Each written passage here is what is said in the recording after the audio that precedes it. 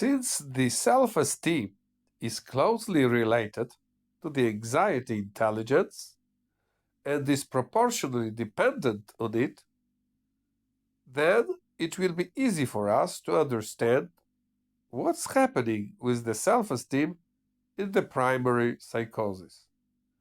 The internal self-esteem is extremely low, and what is worse, continues to decline with age. Then the external, flaunted self-esteem is over-invested. Since it is so in the vast majority of cases that the lower the internal and therefore the true self-esteem, the one we have no conscious insight into, the more driven by an instinctive impulse we invest in the external self-esteem. This is the case when the self-esteem is not well developed due to the underdevelopment of the anxiety intelligence. And what about when this internal self-esteem is almost atrophic? In a progressive primary psychosis, there is even an unbelievable phenomenon. There may come to a loss of the internal self-esteem. And what, in fact, is the internal self-esteem if not a self-criticism? The decreasing with the advancement of the primary psychosis, internal self-esteem means a diminishing capacity for self-critical thinking until its complete disappearance. In such a way, the self-critical thinking is the capacity represented by the internal self-esteem. And without this capacity, a person cannot distinguish what is allowed to do from what is not. Thus, the sense of morality gets also lost. A man deprived of the self-critical apparatus does not feel any moral dilemmas and is indifferent to the moral side of its behavior.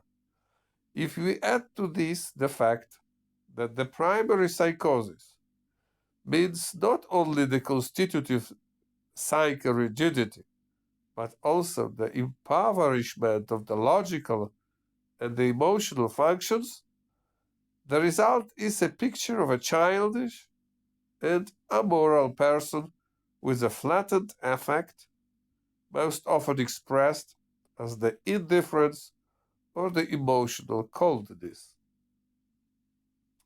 All this, of course, is true, provided that my assumption is correct that the anxiety intelligence is the decisive, if not the only formator for the internal self-esteem. If apart from the anxiety intelligence, nothing else could influence the size of the internal self-esteem, then the primary psychosis would eventually have to lead to the extinction of the internal self-esteem and as a result, as I have shown, to the disappearance of the self-critical apparatus and the sense of morality. According to my bipolar anxiety emotional model of the human psyche, the consciousness has evolved as a defense tool against the destructive forces of both poles, emotional and anxiety pole. And the only job that the human psyche does, in fact, is to constantly resist these forces in order to ensure a state of mental well-being. Since our childhood, the self-knowledge about our real defense power against the anxiety and the emotions grows gradually. The source of this growth are constant struggles with the anxiety and the emotions. The self-knowledge resulting not from fantasizing about one's own abilities, but coming from the experience of the past anxiety and emotional crisis, becomes the foundation of our sense of extremely self-critical self-esteem.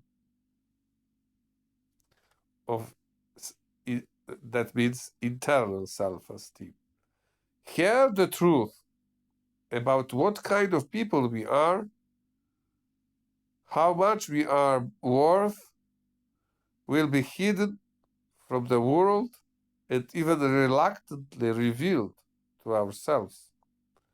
We will work out this truth by fighting the anxiety and the emotions with the help of a more and more efficient consciousness. I have previously called the skills in this work as the anxiety intelligence, but it should rather be called anxiety emotional intelligence.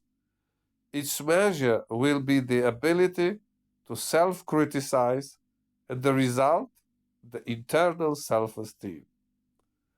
Thus, there is no alternative source of the internal self-esteem other than anxiety emotional intelligence. Hence, the previously described coupling between the internal self-critical self-esteem and the anxiety emotional intelligence is fully justified. If so, the consequences of the disappearance of the self-critical internal self-esteem in the primary psychosis are also as described before. At this point, it's worth paying attention to one more significant fact.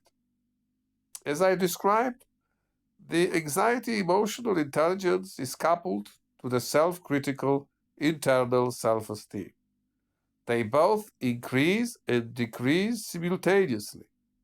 At the same time, the external, theatrical self-esteem behaves inversely to them. I mentioned earlier that the underlying primary psychosis leads to the disappearance of the self-critical internal self-esteem.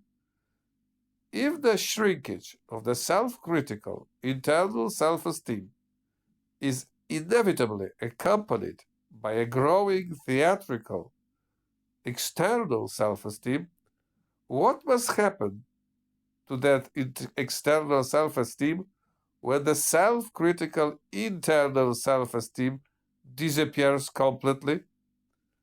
As you probably already guess, only the explosion of the theatrical external self-esteem is inversely proportional to the implosion of the self-critical internal self-esteem. Passing through the stage of an excessive exaltation and megalomania, the external self-esteem reaches dimensions that can no longer be reconciled with any measure of reality. This is how the extremely psychotic external self-esteem is born. A person with such a psychotic external self-esteem begins to consider for oneself as a being above all other people in every aspect, up to quite often such an escalation of madness in which this person considers oneself as a superhuman being.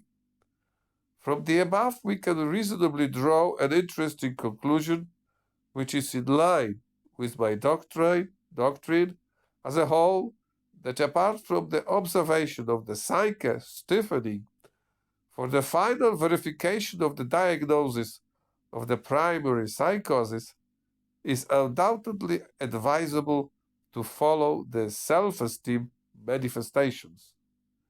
The self-critical internal self-esteem will always set the anti-psychotic direction of the psyche development. The theatrical external self-esteem, for reasons which I have presented clearly, will in turn patronize the opposite. That's the psychotic tendency.